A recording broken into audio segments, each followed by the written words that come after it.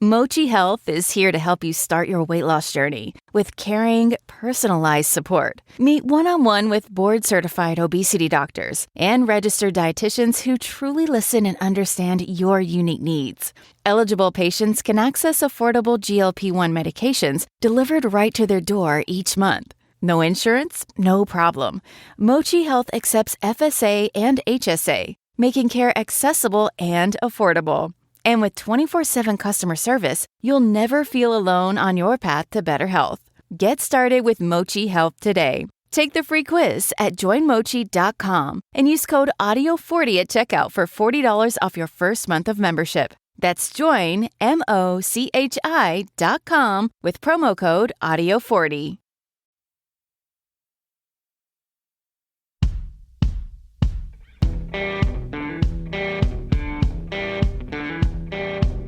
I'm Brett. And I'm Alice. And we are the Prosecutors.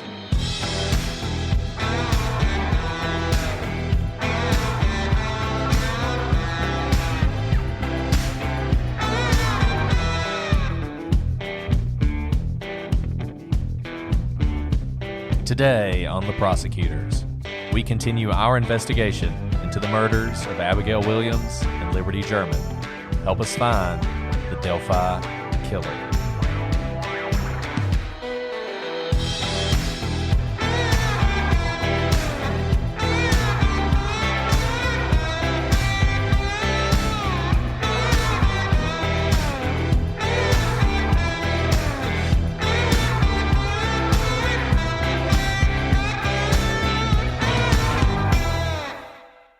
Hello, everyone, and welcome to this episode of The Prosecutors. I'm Brett, and I'm joined, as always, with my intrepid co-host, Alice.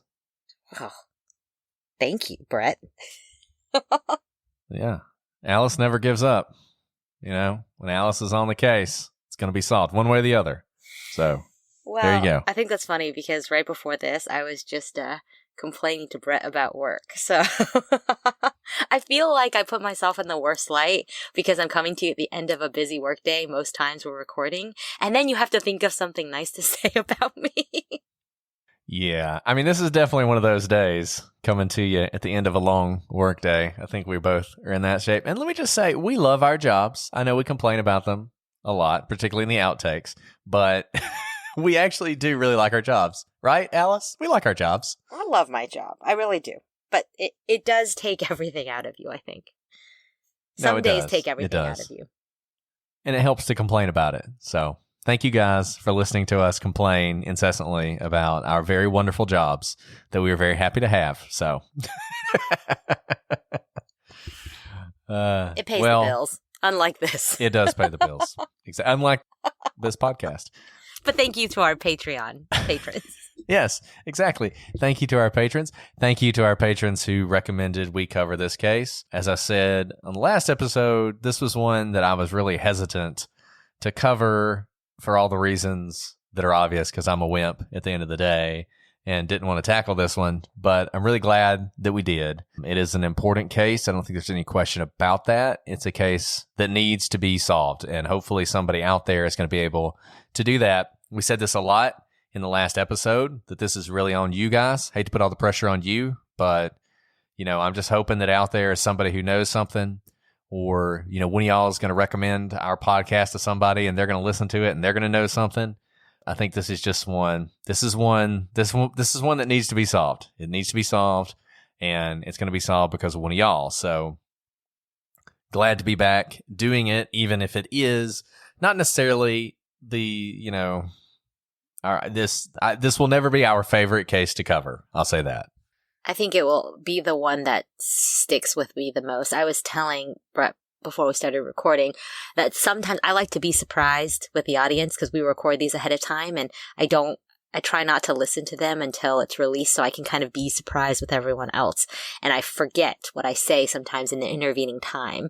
But this is one of those cases where every detail really does stick with me, and I really do think about it often, you know, before bed and when I'm going on a hike. I really do think about this case a lot. So, and I know that's the same for a lot of you out there.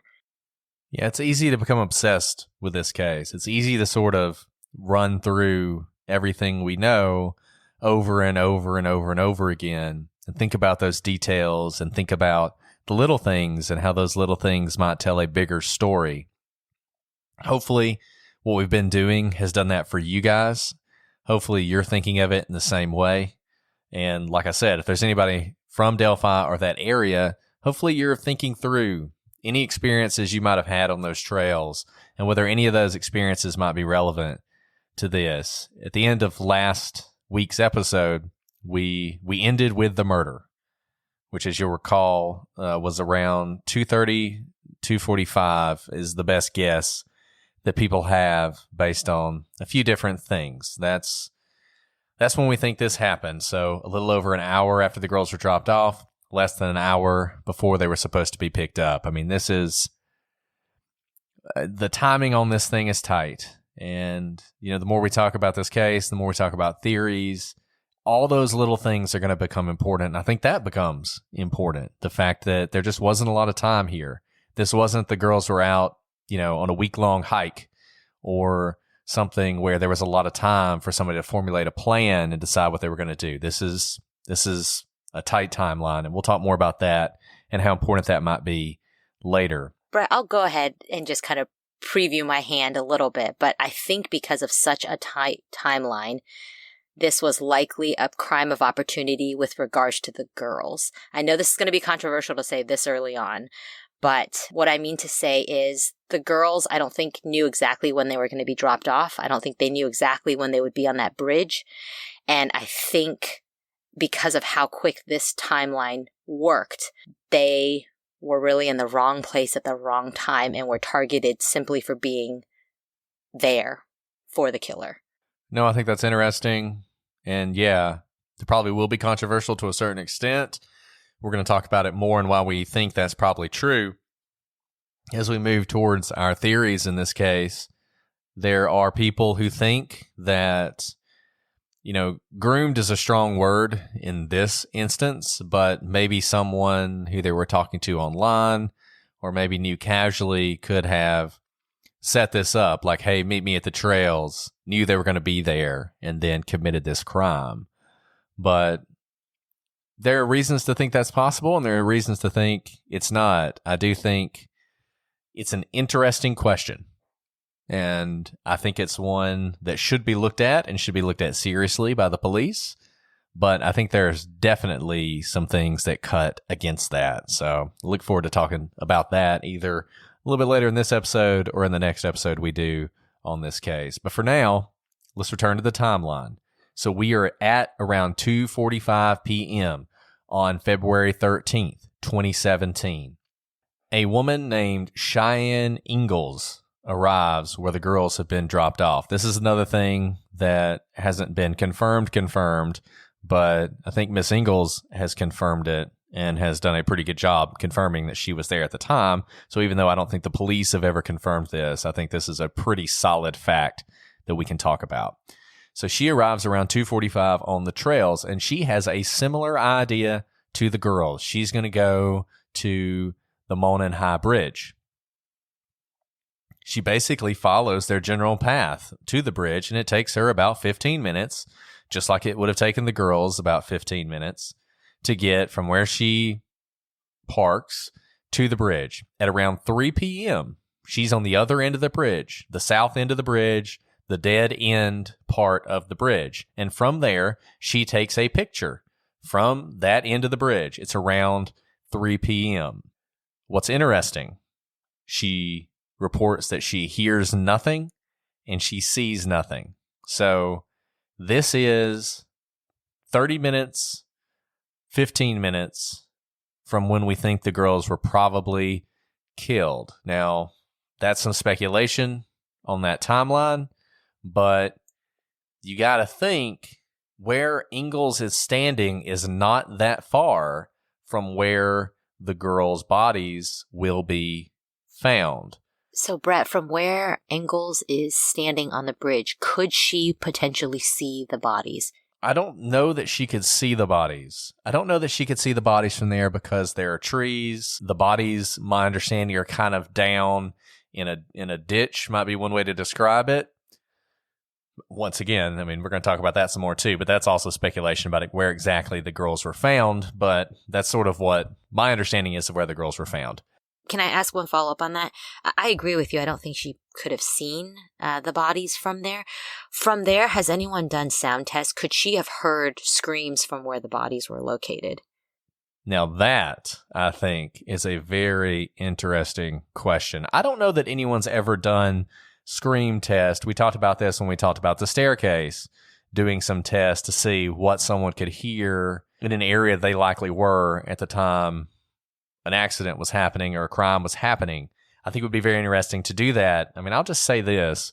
Looking at the map, it's not perfectly to scale, obviously, but it does not seem like the girls are all that far, sort of as the crow flies, from that bridge. And I would think that if there were screams, if there were sounds of a struggle, that she might have heard something. Even if it were sort of distant. I mean, sound carries. Sound carries, and, you know, there's water there. Sound carries well over the water. I think she would have heard something. I think if this murder were sort of ongoing when she was standing on that bridge. Now, we don't know, obviously. We don't know if the video reveals this or the sound caught on the video reveals this. We don't know what kind of struggle there was. You know, I think it's probably a safe bet that there was some noise that accompanied this attack, but we don't know that for sure. But if there were, and she were standing on that bridge when it happened, I've got to think she would have heard it. So for me, the fact that she's there and the fact that she's there at 3:00 really sort of cements for me that this crime is over by then. By that point, it's done.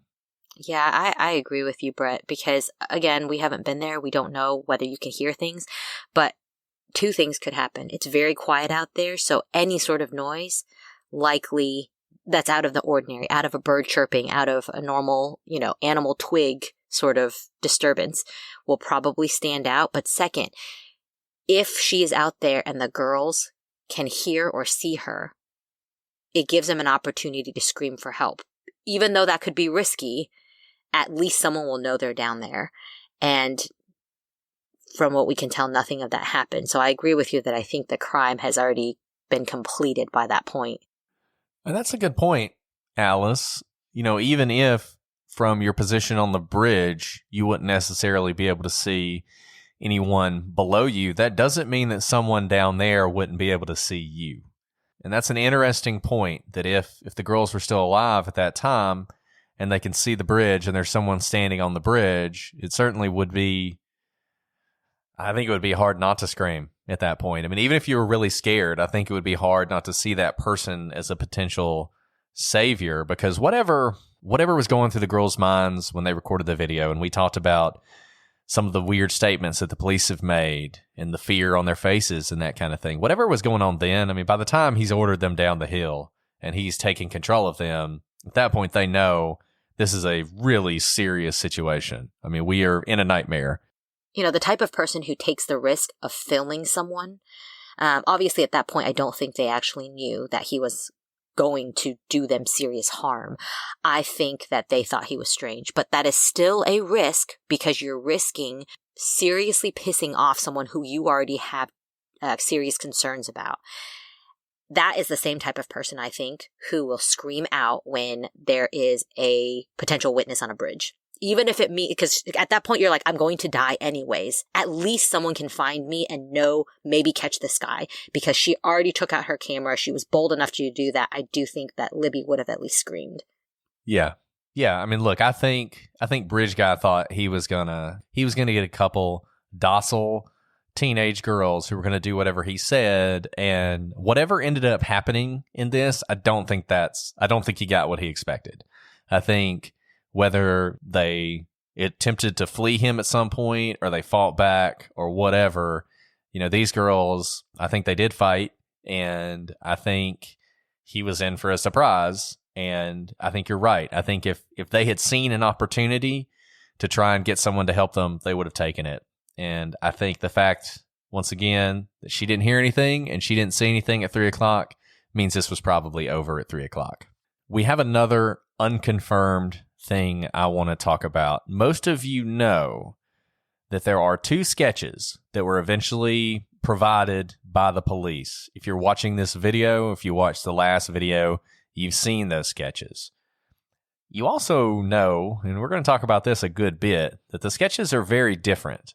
And the reason they're very different is because, and this is another thing we sort of have to infer, right? Because the police have told us so little. It seems pretty clear to me that these 2 sketches come from 2 different people, 2 different groups of people. We have talked about one unconfirmed witness that we've heard about, a 16-year-old girl who saw Bridge Guy near the Freedom Bridge.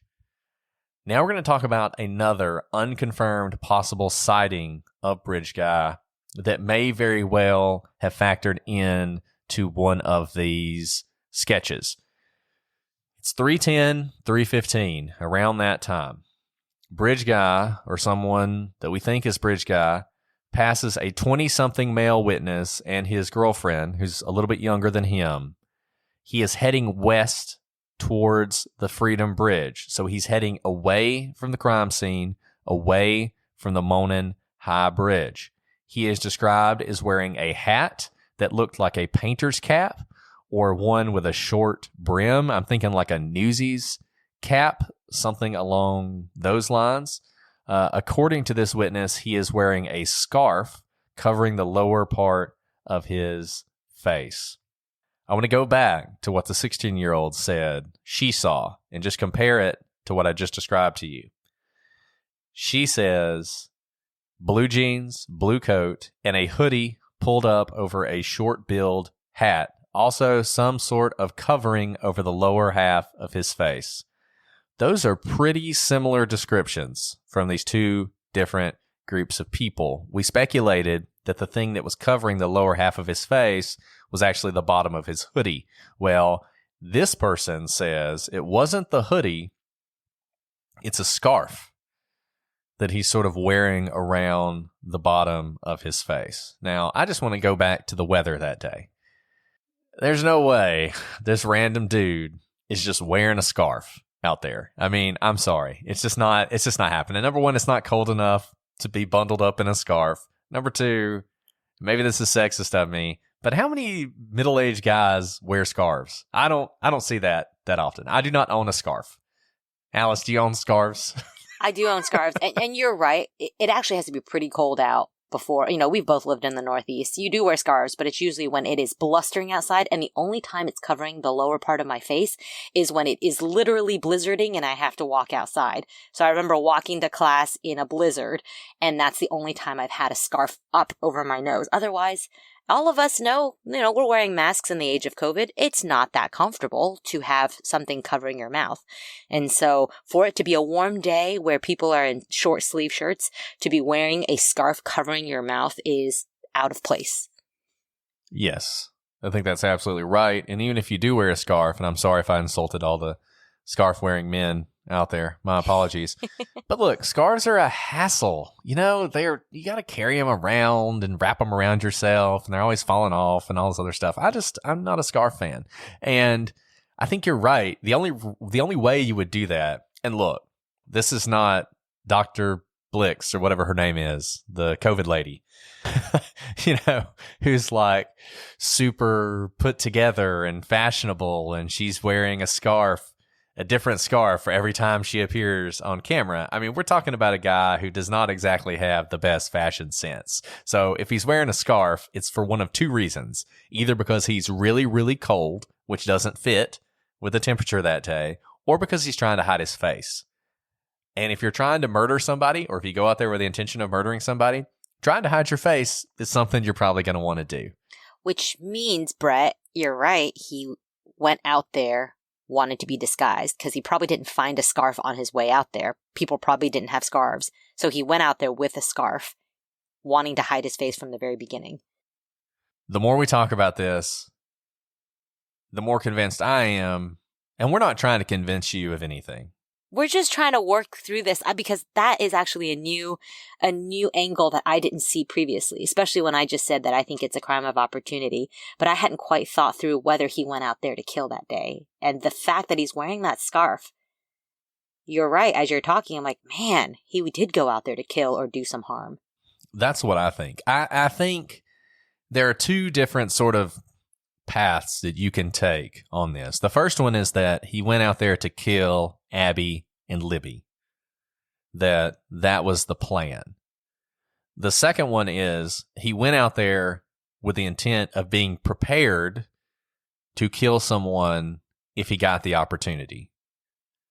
And I think if you look at what we have here, we have someone who is dramatically overdressed, who appears to be attempting to hide their identity.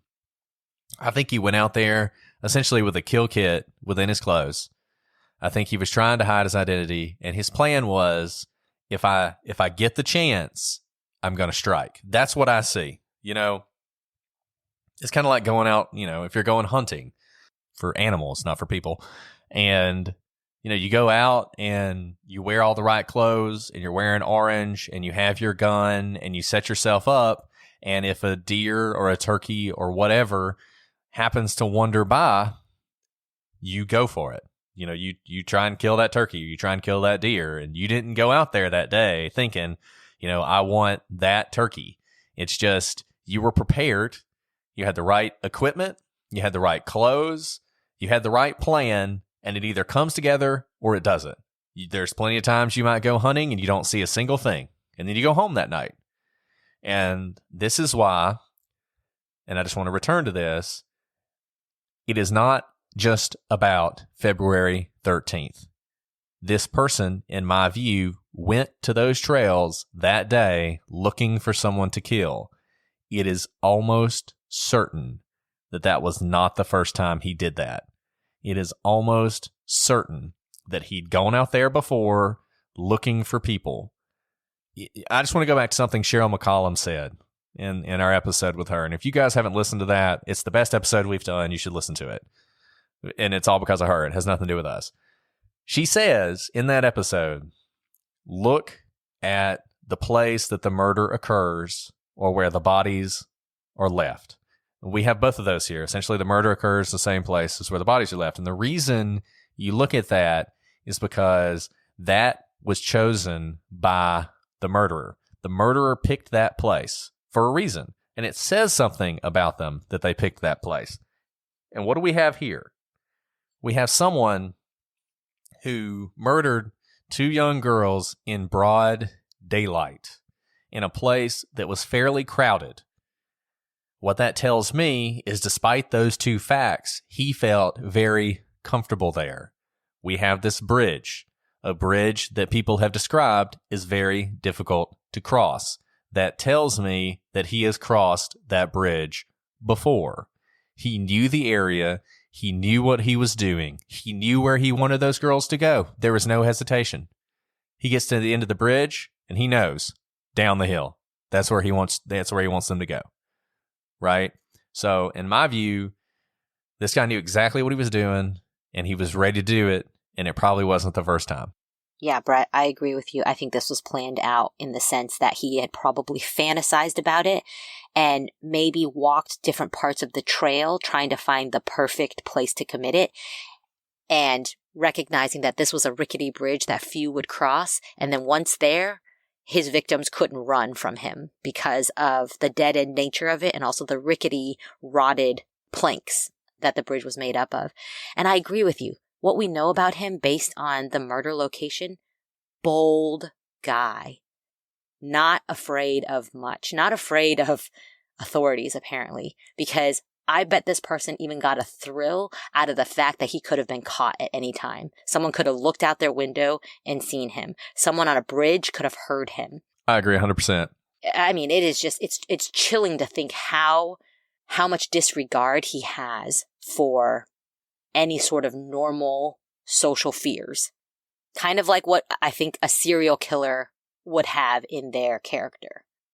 And I was just about to say that. I think, and I guess, you know, we're kind of getting ahead of ourselves here, but that's fine because we're on a roll.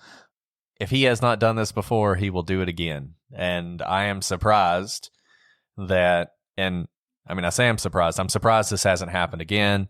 Well, I guess we don't necessarily know that it hasn't happened again. I'm sure the authorities are on the lookout for cases that are similar to this one because this is not a one-off thing, in my view. This is not, you don't do this once and stop. You just don't do that. That's not what's happening here. I mean, this is either someone who is a serial killer and had done this before, or this was their first murder on the way to being a serial killer. Right. And I've heard a lot of interviews of people, especially Abby and Libby's classmates, who say that they'll never look at these trails again, that they don't go out there by themselves anymore.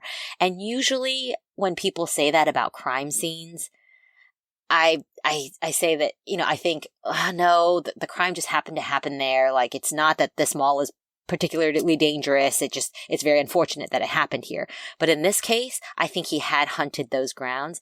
And I don't think he is bold, might not be the right word, but brash enough to commit this type of murder on those trails anytime soon because of the amount of attention that is on this case right now. But I don't think it would be the last time if he were given the opportunity to do it on these trails either.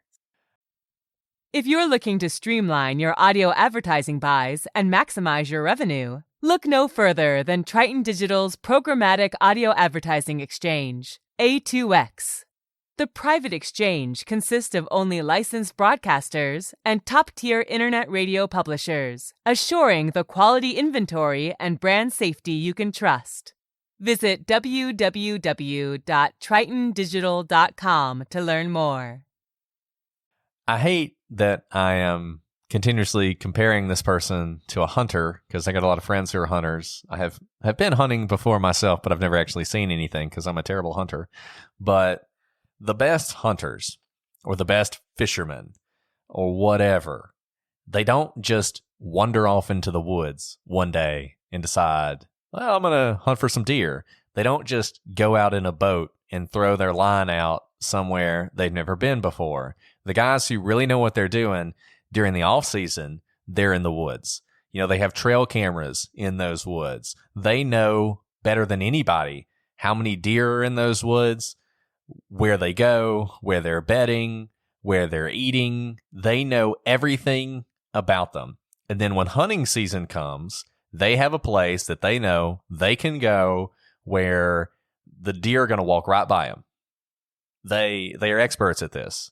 And I just think it never grows old to compare serial killers and these sort of like psychopath sexual killers to hunters, because I really think that's what they are. I think they are people who go out with the intention of hunting and killing other people. And I think most of them know the area very well. If you look at any sort of, you talk to geographical profilers who do this, they can take a profile and they can put the victims where they were picked up, where the bodies were found. And if they do that with enough victims, they can basically pinpoint where the killer probably lives, because usually it's within sort of a circle around where they live. They don't tend to kill in places they've never been. They don't tend to go off. You would think you would, right? Like there's this thought. You would go off somewhere that's far away from your home, and that's where you'd kill people because it makes it hard to find you. That may be true, but you don't know that area. You're not comfortable with that area. You don't feel secure in that area.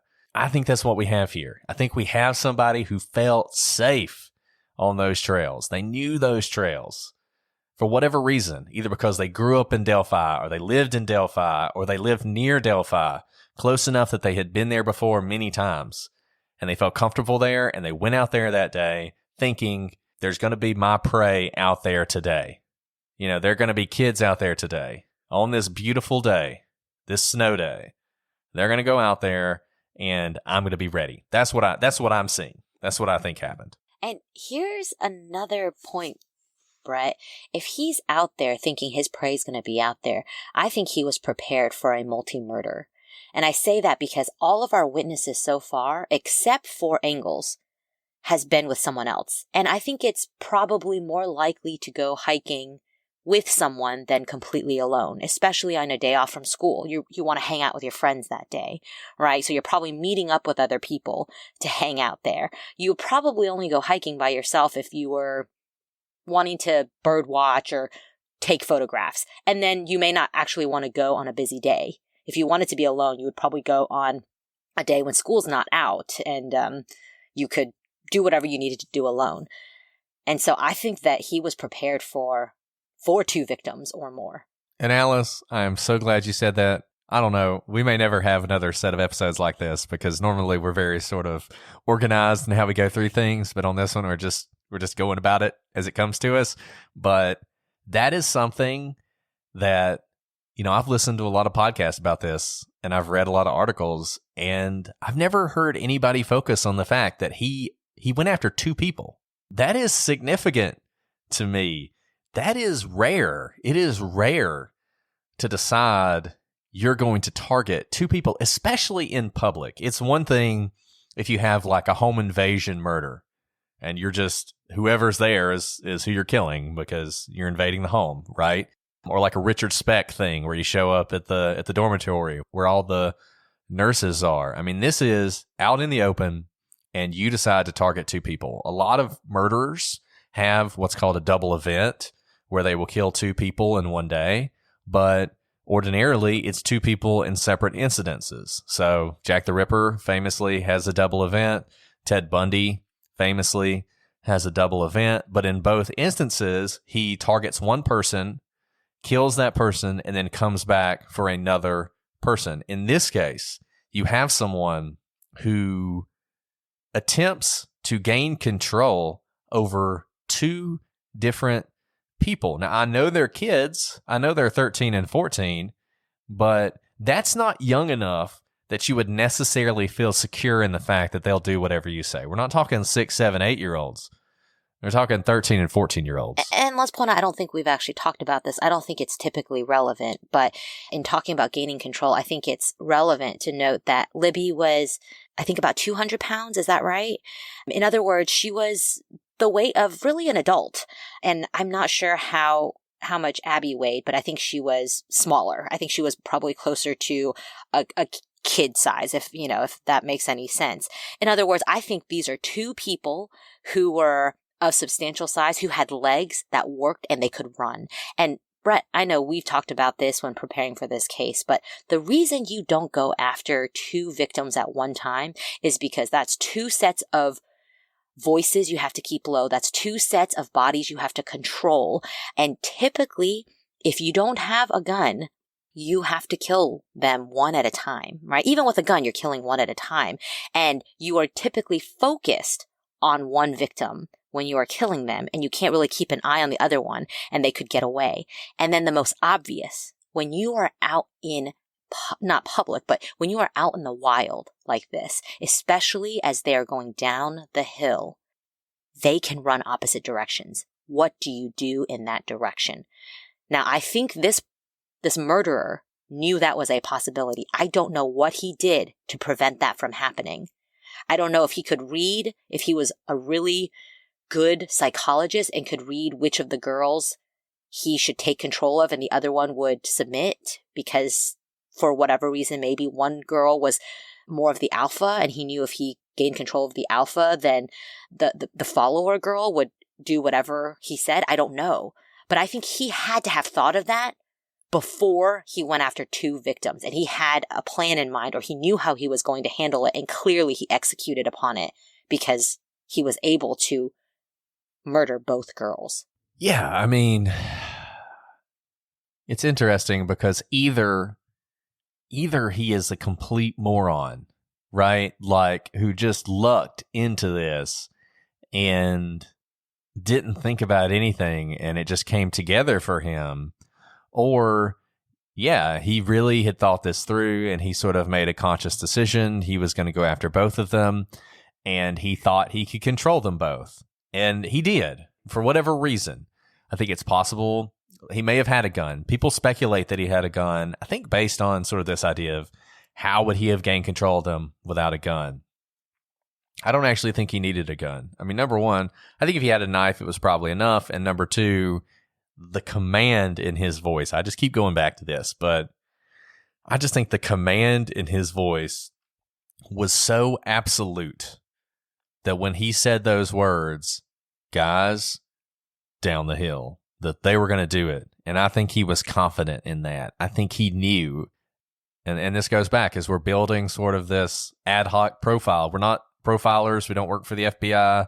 We haven't done any of the training on that. This is just sort of common sense and what we hear and what we see. To me, I think this speaks to someone who was used to getting his way. When he gave a command, it was followed, and he expected that. And he expected that these girls would do what he told them to do. And he didn't need a gun. You've also pointed to something else. You can control two people if you have direct control over one. I mean, just think of any movie where you've got the knife or the gun on one person and the other person does what you tell them to do. So you can imagine a situation in which he's got physical control of one of them, and it's like, do what I say or your friend's going to get it type thing. I think that's also possible. But it is interesting to me. I just think it says something about this person that he was willing to go through with this with two victims. I think that's significant.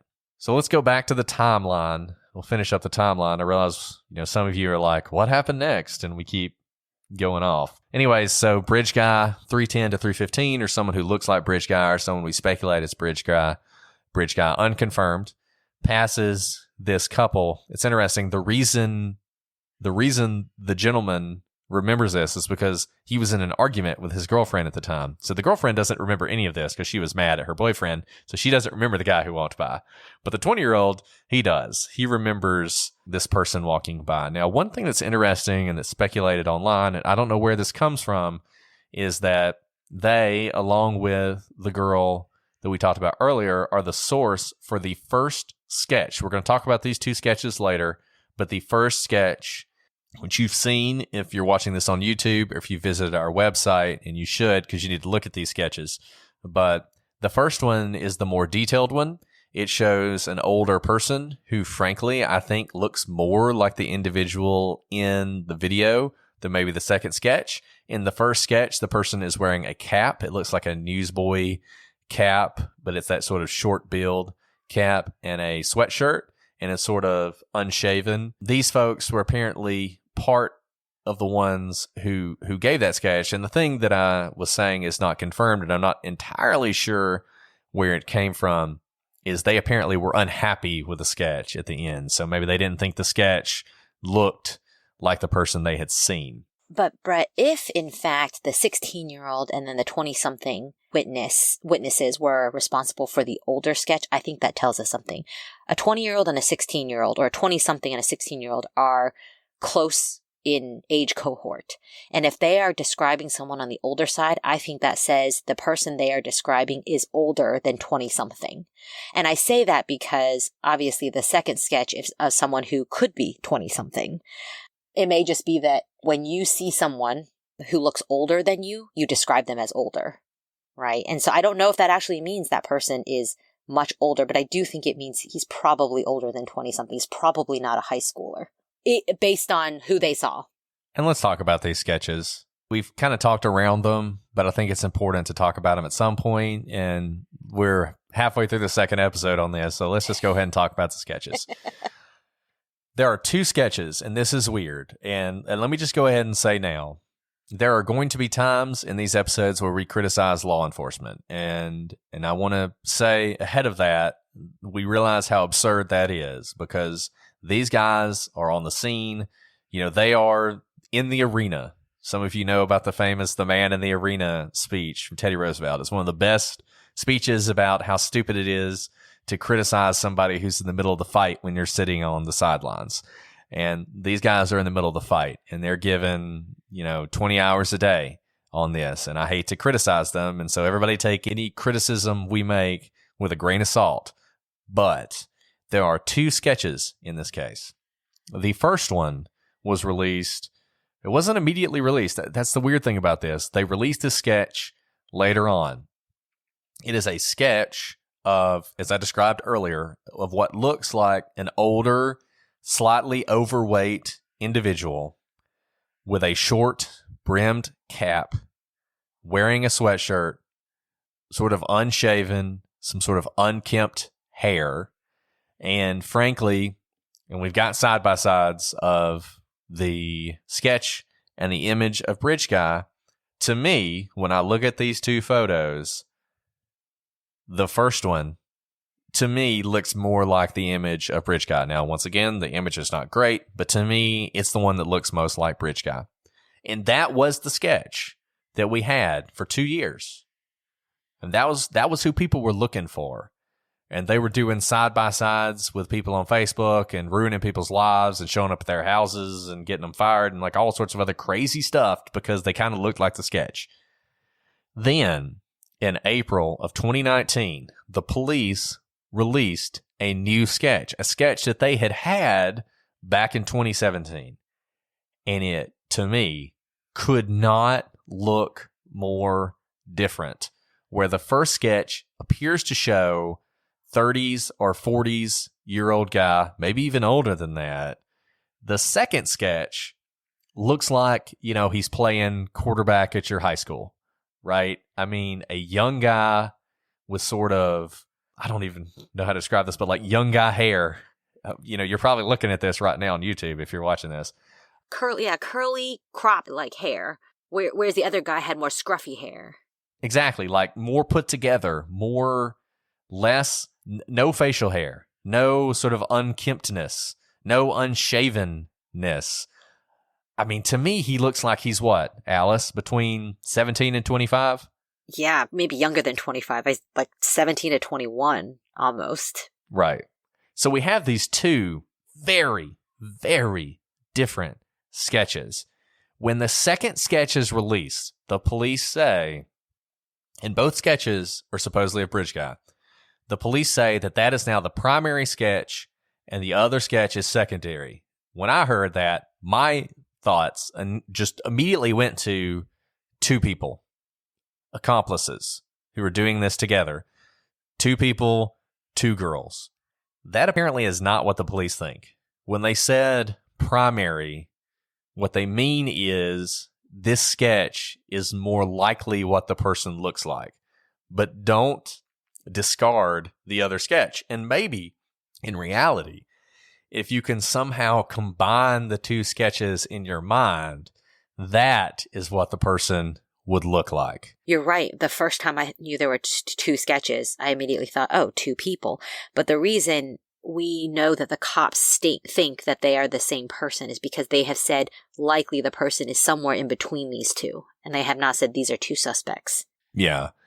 And talking to Kelsey, she seemed to indicate that part of this may just be the people who saw this guy and how different people view people differently. If you're younger, you see somebody who's in their 20s and maybe you think they're in their 30s or their 40s or whatever, just because your perspective is different. And I think the idea is you have the 16-year-old and you have the 20-year-old and they see this person and they give you a sketch of what looks like an older guy and they're aging the person who's actually younger.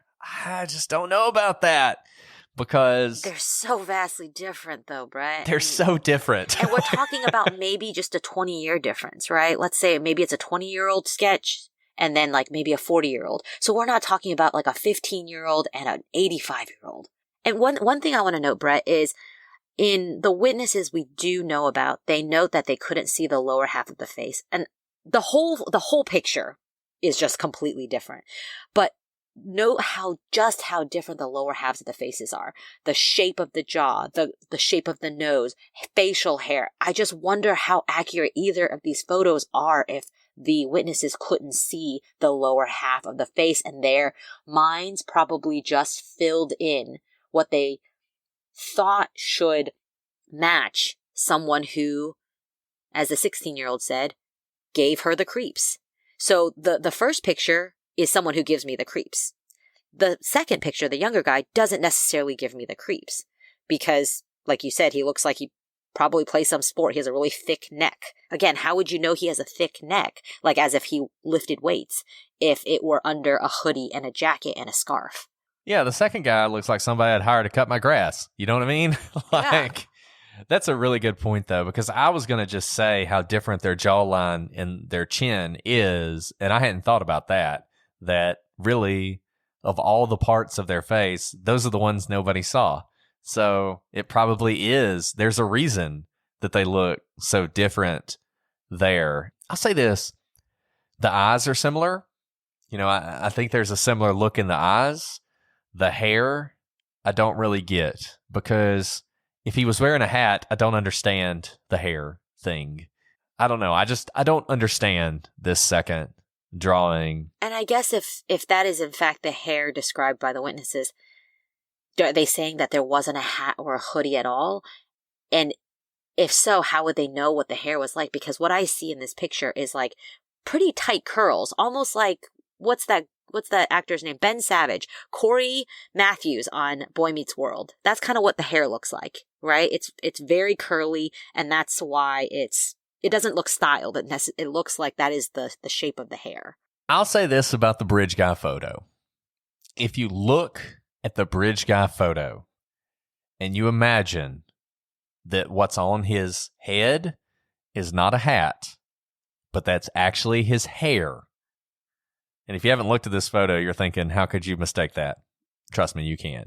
But if you look at it and you see hair, just make yourself see hair on this guy. He suddenly looks much younger. That's the one thing I'll say about it. If you can look at him and see hair, he looks younger to me. I agree with that, but I will also note, when I try to make myself see hair, because I see a hat, when I try to make myself see hair on that still photo, it looks like a toupee and it looks fake. It looks like a joke, almost like if you were acting, which makes me think it was actually a hat. Because it just looks out of place somehow, the way it comes over his brow line. Usually people's hair don't come down that low, unless you have, I guess, like a Bieber sweep. But the second sketch doesn't indicate bangs. Okay, so you all should take a look at these sketches. All of this is on the website. If you're watching on YouTube, you've seen it all before anyway. Would be very interested to hear what you see. And here's the thing about sketches. Here's the thing about video. They're really not designed for just a random person to see them and then see the person later on. I mean, that's really not how they typically work. It happens sometimes. I always think that's crazy. There is no way I could see Bridge Guy tomorrow and would not recognize him. I'm always amazed by people. Like we talked about the Lois Race case where she's at a bar in Texas and somebody sees her photo. I mean, it's a photo, but still, somebody sees her photo on television and realizes that person is at the bar and calls the police. I think they could literally be sitting under the television with their picture above them, and I would not put two and two together. I just don't think I would. So I'm always amazed when people do that. I'm with you there. I know we only have a second and a half of a video, and all we really see is him take maybe 2 steps, but his hands are in his pockets. Brett, you and I do a lot of witness interactions. We prep witnesses, we interview witnesses, we read body language, we read the unspoken a lot to see whether people are lying to us, how confident they are, how at ease they are in front of law enforcement, which I understand is difficult because if I were being interviewed by the cops, even though I know I've done nothing wrong, I could still be nervous. But we are constantly doing that in our jobs. And the ease that this guy moves with, to me, comes with age. He does not move like someone who is a teenager to me. The kind of nonchalant hands in the pockets and the ease with which he's moving. And I say this because I have taken witnesses who are not even teenagers, young 20s. And there is just this, everyone's different, but there is this level of hesitancy because they recognize in big situations where they're being called to testify in a court of law under oath that they haven't lived as much life as other people. And no matter how confident my witness is, if they are on the younger side, I usually build in extra time in talking them through the process because almost always men, women, confident, not confident, doesn't really matter. They need more coaching to be comfortable in big moments. This is a big moment for Bridge Guy. He is confident. That I can see. No, and I think you're right. I mean, it is a second and a half, and we showed it in the last episode, and we may show it in this episode because you can't see it enough. But he does. He just looks so confident. I'm actually watching it right now. As you said that, I pulled it up on my computer, and he just looks so confident in his, just completely nonchalant, hands in the pocket, walking across the bridge, no big deal. Yeah. Yeah, and that makes you wonder, and I hate to keep going back to it, but it makes you wonder if he's done this before. It just makes you wonder. This is a big deal. It is a big deal. The girls don't yet know it's a big deal, but he does, right? He is moving and he knows what's coming next. This is kind of a callback to what you talked about previously, Brett. You said that he chose the location. One other note about this location is he knew he had to cross a bridge where he couldn't maintain eye contact or visual on the girls because he knew he needed to look down at the bridge in order to cross it, no matter how familiar he was with that bridge. That, again, is so bold. He doesn't need his eye on the prize. Right. And I think you're 100% right about that. That's why he's looking down. He's not, I don't think he knew they were filming him. You know, I don't think he knew that was happening. Number one, Libby was very surreptitious about it. That's why we only have 1.5 seconds. She was 65 feet away when it happened. We don't know whether he tried to destroy the cell phone. The police haven't told us. We know the police have the cell phone. We don't know where they found it or anything like that. But it seems like he doesn't know. So he's not looking down to hide his face. He's looking down to maneuver across the bridge. And so, like Alice said, he's just as confident as he could be. He's not nervous about this. He's not thinking, I got to watch these girls every second or they might get away. There's nothing about him that's nervous in this circumstance. And you can hear it in his voice when he gets there. I mean, I can't even imagine. I mean, I try not to imagine what I would feel like if I was about to kill someone, but just imagine any high stress situation you've ever been in. Imagine, you're giving a big presentation at work, or you've got a speech to make, or you're doing something that's really important. You're quarterback on your high school team, or you're the kicker, or you're playing tennis in the championship, or whatever it is that is a big moment for you, a stressful moment. Think about how nervous you were. Think about how many times you had to go in the bathroom and sort of look yourself in the eyes and say, it's going to be okay. It's going to be okay. You're going to do this. I mean, to this day, when I do oral arguments in front of like a big panel of judges, I am incredibly nervous until it starts. When it starts, I'm fine. But before it starts, I'm incredibly nervous. Going to the bathroom, I'm like psyching myself up or whatever. This guy, this is his big moment. I mean, that may sound weird to you, but it's true. This is his big moment. There's no telling how long he's been looking forward to this, how long he's been working towards this moment, and it's here. And yet, he is so calm, and he is so in command, and he's not nervous. It's just, there is, someone knows this person. This is not something a normal person can do. I hate to keep harping on it. Don't focus on these pictures. No, I think, the reason we've made it through two paragraphs of our notes, and the reason we spent so much time on describing to you what we think is the profile of this person is because I don't think you should be looking at the pictures, the sketches.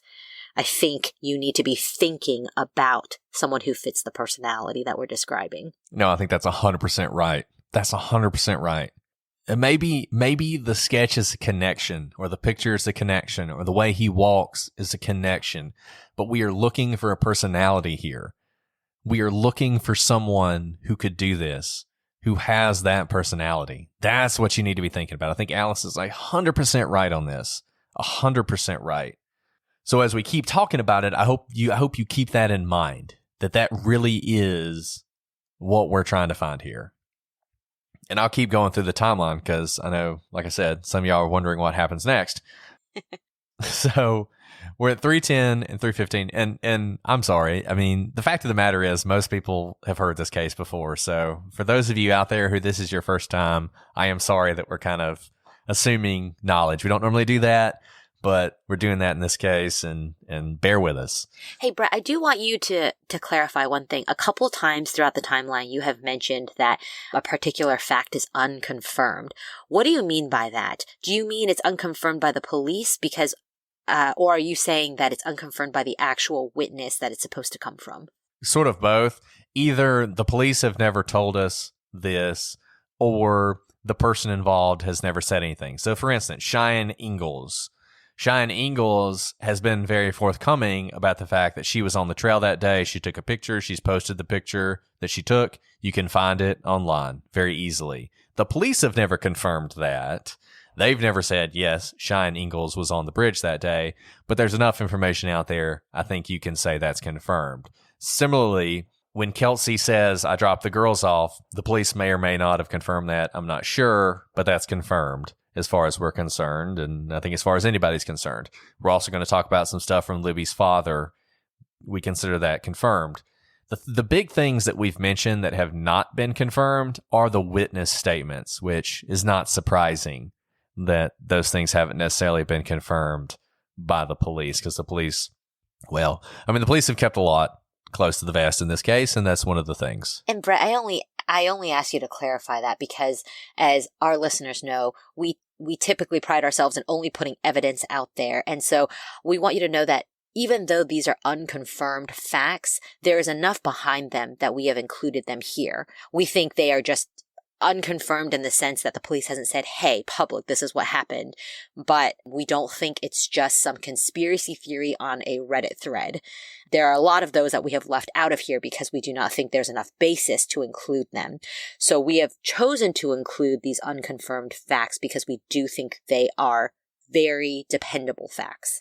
Right. And the reason we've noted that they're unconfirmed, and will continue to do that, is we just want to be upfront with you guys. And to the extent we're relying on stuff that maybe we typically wouldn't rely on, we want you to know that. So we just, like I said, I hate to be critical of the police, but I think at the end of the day, if we find this guy, this case is solved. Because I think there's probably enough evidence at the site where if we find the guy who did it, they'll be able to tie him to this crime. So if there are things that might jog somebody's memory, we're going to err on the side of just telling you and hoping that it jogs your memory, with sort of the caveat that we will note that the police have not said, yeah, that's what happened. So, okay. Around 3:11, Libby's father, Derek, calls Libby's phone. He's on his way to pick him up. It's time to pick them up. He said he would pick him up between 3 and 3:30. He calls at 3:11. It goes straight to voicemail. At 3:15, Derek has arrived at the pickup location. The girls are not there. He gets out and he starts to walk the trails. He speaks with a man named Dave McCain, who says he hasn't seen the girls. Dave does mention a couple by the bridge. We do not know this for certain, but that may very well be the couple who was arguing, who says they saw a bridge guy or someone who might have been bridge guy walking towards the Freedom Bridge. Okay, so at this point, people are starting to get concerned. The family starts calling each other. There's a search party organized. People head out to the trails, and they're looking for the girls. By 4:30 that day, Kelsey is now at the south end of High Bridge, and she goes down the hill. And she sees what she describes as sort of disrupted ground, indicating that someone had recently gone down the hill and perhaps even slipped down the hill. At this point, law enforcement is there in earnest, and they are searching for the girls.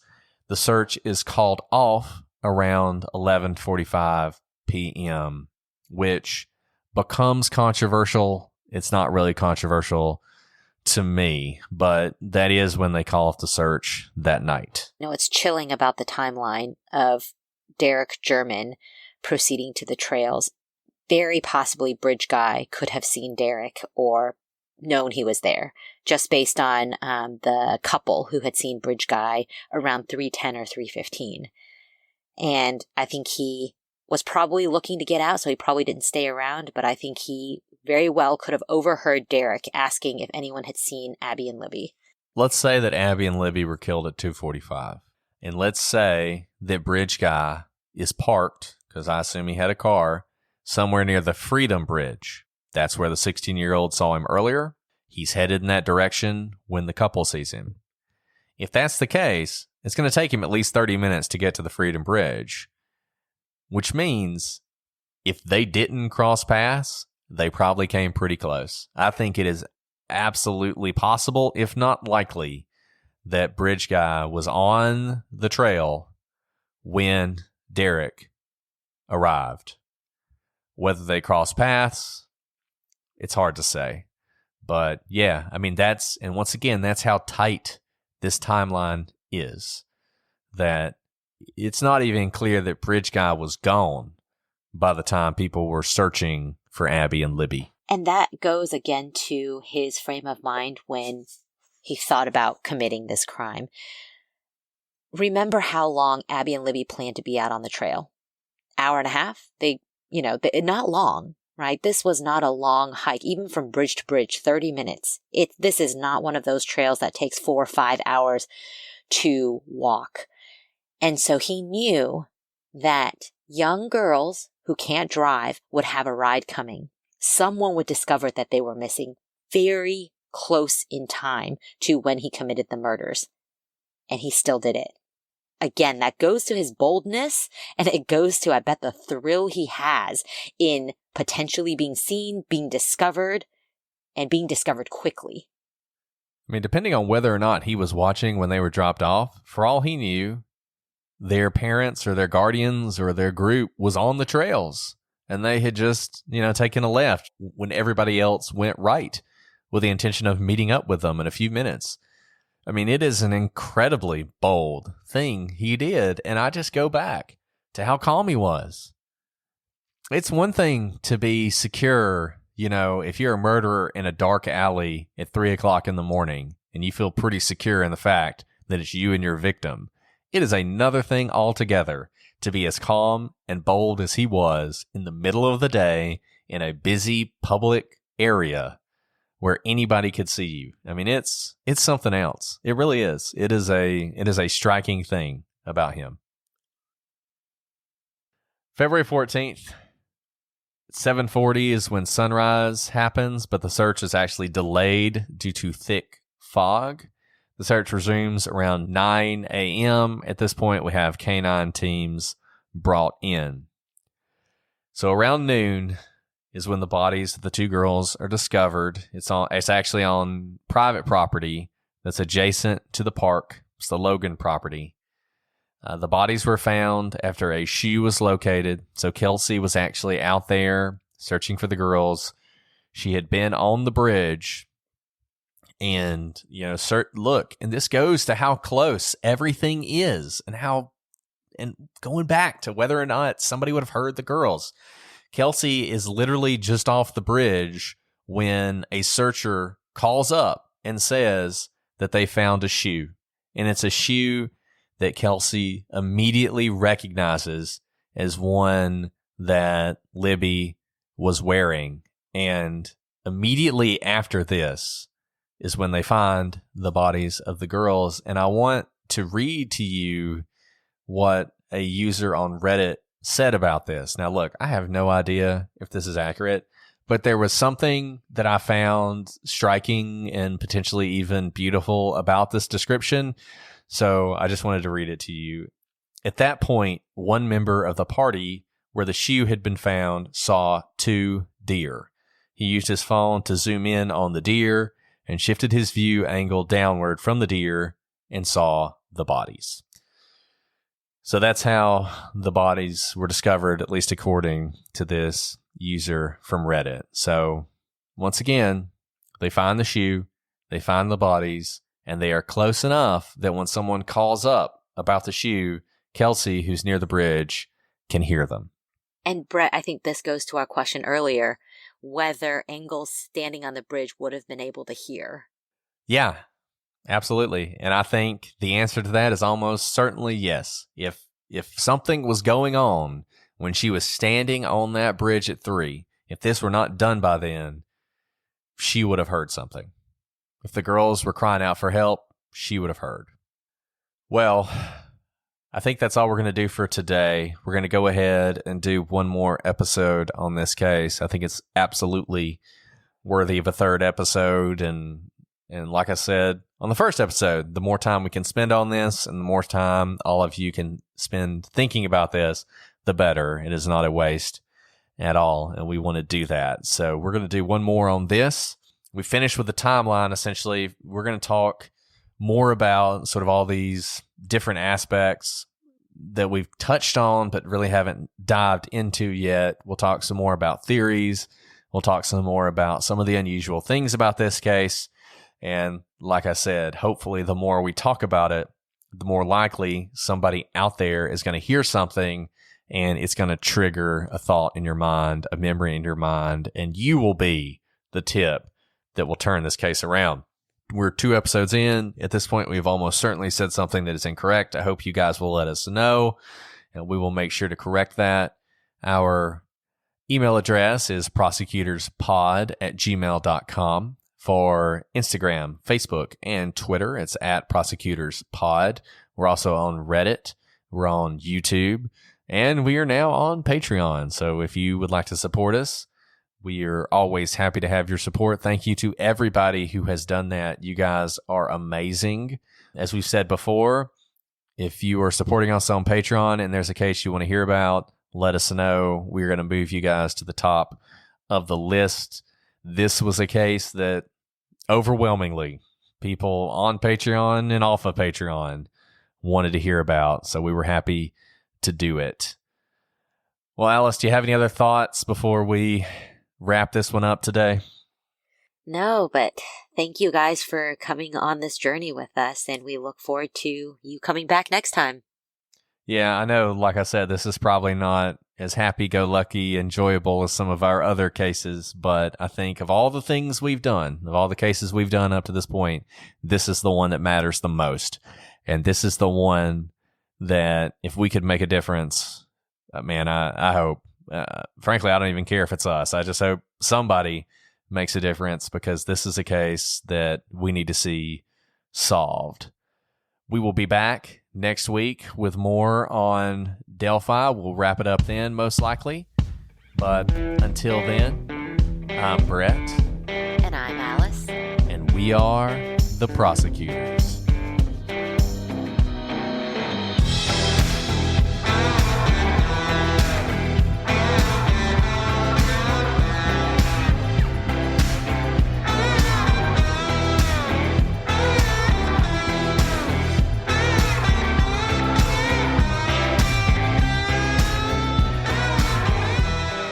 Now we're just like pat each other on the back. But what I really like about our episodes is when I'm listening to them, like as a listener, I try to put myself in the listener's shoes when it comes out. I will have questions in my head and I'm like, oh, we should have talked about that. And I think we didn't talk about it. Like this is a natural conclusion we would reach from that. And then I'm like, oh, it's too bad. That was a missed opportunity. And then we'll talk about it later. Like, oh, way to go, so guys. So brilliant. You didn't leave it so out. Good. So good. So good.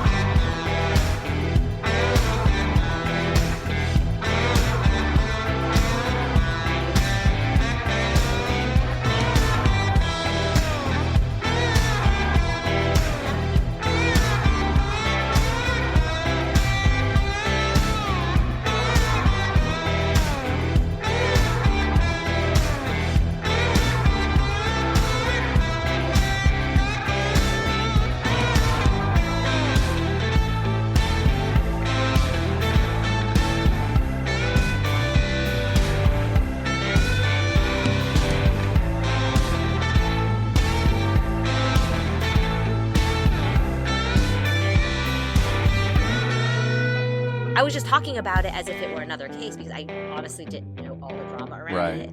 And so I was like, oh, it's a super interesting case, but it wasn't like, hey, so you're going to rewrite and interpret the Odyssey. Okay.